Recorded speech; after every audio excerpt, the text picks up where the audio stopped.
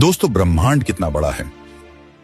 इसमें अरबों खरबों तारे हैं, आकाश गंगा है, ब्लैक होल्स हैं और हमारे पृथ्वी जैसे ग्रह तो न मालूम कितने होंगे। और हम इंसान अकेले इस छोटी सी पृथ्वी पर रहते हैं। पर क्या वाकई ब्रह्मांड में यही अकेला ठिकाना है जहां जिंदगी पनप सकती है?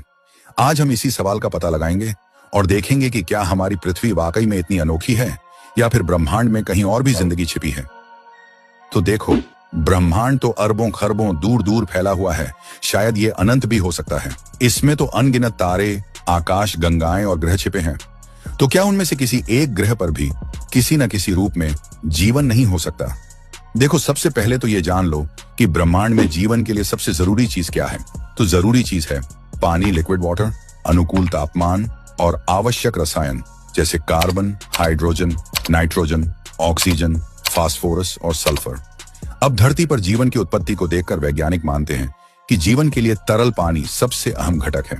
इसके अलावा ऊर्जा स्रोत और स्थिर वातावरण भी जरूरी होते हैं और ये पानी हमारी पृथ्वी पर 71% है। लेकिन ये पानी तो हमें इस पूरे ब्रह्मांड में कहीं भी मिल सकता है, बर्फ के रूप में या फिर धूमकेतुओं में या किसी ग्रह के भूमिगत समुद्र में। जी हाँ, वैज्ञानिकों को ऐसे कई संकेत और ग्रह मिले हैं जो हमें बताते हैं कि इस पूरे ब्रह्मांड में कई जगह पानी मौजूद हो सकता है। जैसे कि जुपिटर के चंद्रमा यूरोपा को ही ले लो, इस चंद्रमा की बर्फीली सतह के नीचे एक विशाल समुद्र होने का अंदाजा है। और जुपिटर के चंद्रमा यूरोपा के इस पानी में शायद हाइड्रोथर्मल वेंट्स भी हो सकते हैं, जो पृथ्वी पर गहरे समुद्र में मिलने वाले गर्म झरनों जैसे होते हैं। और ये वेंट्स ना सिर्फ गर्मी देते हैं बल्कि केमिकल रिएक्शन के जरिए एनर्जी भी बनाते हैं, जो किसी भी जीवन रूप के लिए जरूरी है। लेकिन जीवन के लिए पानी होना ही काफी नहीं है। हमें यह भी देखना होगा कि क्या वहां जीवन के निर्माण के लिए जरूरी तत्व जैसे carbon, hydrogen, nitrogen, oxygen, phosphorus और सल्फर उपलब्ध है या नहीं।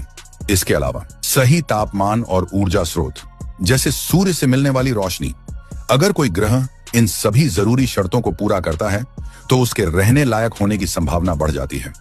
अब तक वैज्ञानिकों ने यूरोपा चंद्रमा जैसे हजारों ग्रहों को ढूंढ निकाला है। कुछ तो हमारे सूर्य के ही बाहरी कक्षा में घूम रहे हैं। इनमें से कुछ ग्रहों में पानी के होने के संकेत भी मिले हैं, लेकिन फिलहाल हमें ऐसा कोई ग्रह नहीं मिला है जो पृथ्वी के जैसा बिल्कुल रहने लायक हो, क्योंकि हमारी पृथ्वी बहुत खास है, इसमें कोई शक नहीं। सही तापमान, तरल पानी, हवा में ऑक्सीजन और भी बहुत सारी चीजें हैं जो जिंदगी के लिए जरूरी हैं, और ये सब चीजें बिल्कुल सही मात्रा में हमें सिर्फ पृथ्वी पर ही मिलती हैं। देखो, ब्रह्मांड तो वाकई बहुत बड़ा है, तो ये जरूर हो सकता है कि कहीं ना कहीं किसी ना किसी ग्रह पर जिंदगी का कोई ना कोई रूप जरूर मौजूद हो। आखिर इतने सारे तारों ग्रहों में से कुछ तो जरूर पृथ्वी जैसे होंगे ना? हाँ, शायद होंगे।